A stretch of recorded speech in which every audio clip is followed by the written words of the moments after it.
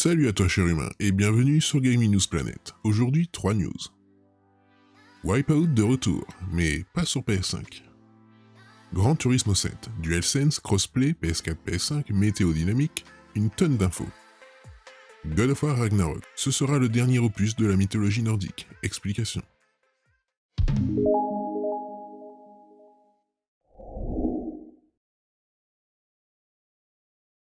On se retrouve sur jeuxvideo.com. Il s'agit peut-être bien là de l'annonce la plus surprenante de la journée. Alors que les fans de la licence Wipeout ne cessent d'espérer le retour de la franchise, voilà que l'éditeur Rogue Games exauce leur prière sans se montrer un brin taquin. En effet, ce ne sont pas les consoles PlayStation qui accueilleront le titre, mais un autre support possédé par tout un chacun. Aux grandes dames des fans inconditionnels de Wipeout, qui attendent de pouvoir poser leurs mains sur un nouveau jeu depuis la sortie de Wipeout Omega Collection en 2017, la licence opère un virage très serré et esquive une sortie sur PS5 pour foncer tout droit vers les mobiles. Cette annonce surprise illustre parfaitement le concept d'ascenseur émotionnel, tant la joie de retrouver la licence Wipeout pour s'offrir un shoot d'adrénaline a vite laissé place à une moue sceptique sur la forme que prendra le jeu sur les appareils iOS et Android. C'est notamment par le biais du site IGN que l'on aperçoit le rendu du Wipeout Rush, ainsi que les premiers éléments le concernant. De ce que l'on en sait pour le moment, Wipeout Rush doit embarquer un mode solo comprenant pas moins de 12 championnats et 5 environnements différents, dans lequel fileront à toute allure les véhicules du jeu, au choix parmi 60 modèles issus des précédents volets de la saga. De plus, le jeu mobile se dote d'une esthétique comics lors de ses cinématiques narratives et d'un habillage sonore dont la bande-son vient tout droit de l'esprit d'Alastair Lindsay, déjà à l'œuvre sur de précédents jeux. Le PDG de Rogue Games se dit conscient de cette transition déstabilisante pour les fans friands de vitesse et d'immersion. Toutefois, il se veut rassurant et espère que cette version mobile parviendra à offrir un nouveau gameplay amusant et des visuels époustouflants. Comme annoncé juste avant, Wipeout Rush, qui devrait tourner à 60 fps sur les appareils récents, est prévu sur iOS et Android, et est attendu pour 2022 sans plus de précision. Depuis son annonce, la semaine dernière à quelques heures près, GT7 s'est lancé à toute berzingue sur l'autoroute de la communication. Parfois en loupant son virage, comme l'ont prouvé les décisions du développeur au sujet de la connexion en ligne, mais surtout en gardant la maîtrise de son véhicule au moment de prouver les ambitions derrière ce titre. C'est donc au détour d'une longue interview accordée à Eurogamer que le créateur de la franchise Gran Turismo, Kazunori Yamoshi, s'est exprimé sur le prochain volet de la licence, à paraître en mars 2022, qui est en développement depuis fin 2017. Pour revenir une bonne fois pour toutes sur la nécessité d'avoir une connexion en ligne pour le GT Café, le concepteur du jeu a justifié cette fonctionnalité en expliquant qu'elle empêcherait les tricheurs d'altérer les données de sauvegarde. Selon lui, cette mesure est prise pour inciter le joueur à s'impliquer dans la collecte de certaines des voitures récupérables. Yamoshi voit un aspect social dans cette collecte de véhicules, et GT7 permettra notamment de visiter les collections d'autres joueurs. Toutefois, le mode arcade de Gran Turismo 7 échappe à cette obligation de connexion, car il n'a aucun effet sur les données de sauvegarde. Comme annoncé sur le PlayStation Blog, GT7 bénéficie d'une approche et d'un fonctionnement différent du système météo.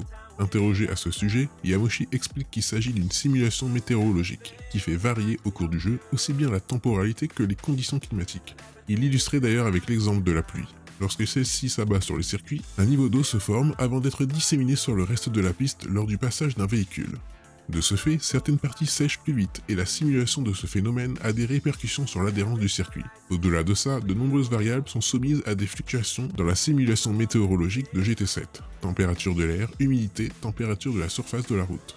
Qu'il s'agisse de la version PS4 ou PS5 du titre, Yamoshi assure que les fonctionnalités seront identiques. La seule différence notable se situera au niveau de la qualité du jeu, sans quoi pas de distinction sur la piste entre les joueurs en fonction des supports.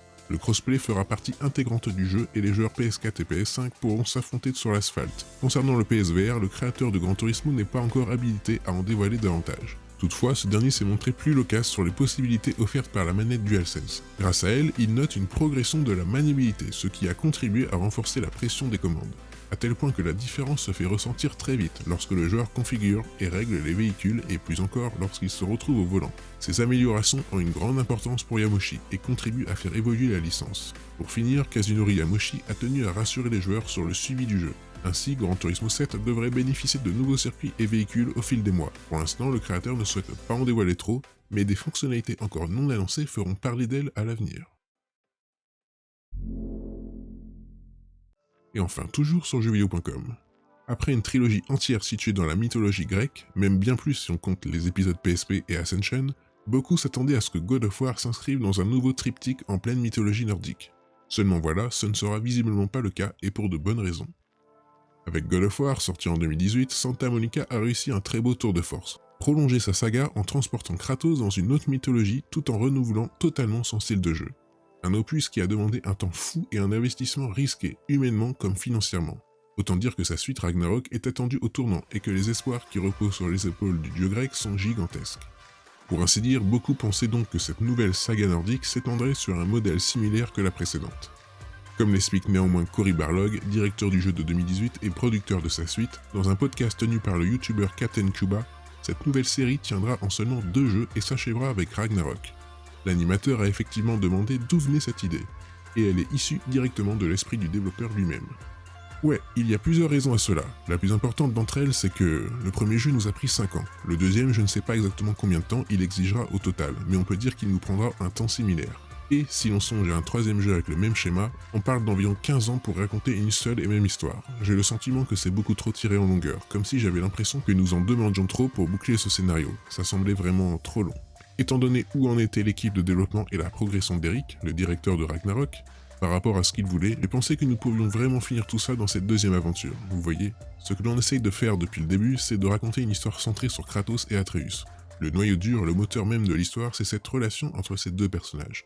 Pourtant, les idées ne manquaient pas. Comme l'a indiqué Cory Barlog, il avait songé à des moyens de prolonger les péripéties, par exemple en faisant naviguer Kratos et son fils sur toute la mer nordique. Ça aurait été génial, mais est-ce que c'est vraiment bénéfique et nécessaire? Est-ce qu'on ne serait pas surtout en train d'éparpiller l'histoire, de trop l'étendre au point de perdre les motivations d'origine? Santa Monica trouve donc judicieux d'étaler son discours dans 2 jeux, ce qui s'avère largement suffisant, plutôt que d'aller trop loin dans l'écriture et de perdre la communauté. Un discours qui rappelle un peu celui de Neil Druckmann, réalisateur et co-scénariste de The Last of Us Partie 2, qui a avoué que si le titre avait pris autant de temps, 7 ans, c'est bien parce qu'il fallait trouver des propos valables pour faire une nouvelle aventure qui se suffisait pourtant à elle-même. Pas la peine de faire des opus à tire-larigot si on n'a rien de pertinent à raconter donc. Pour rappel, God of War Ragnarok sortira en 2022 sur PS4 et PS5. Et voilà, c'est la fin de cette vidéo, j'espère qu'elle vous aura plu. Si c'est le cas, n'oublie pas de mettre un like, de t'abonner, d'activer la petite cloche et de me suivre sur Twitter. Et moi je te dis à la prochaine, cher humain.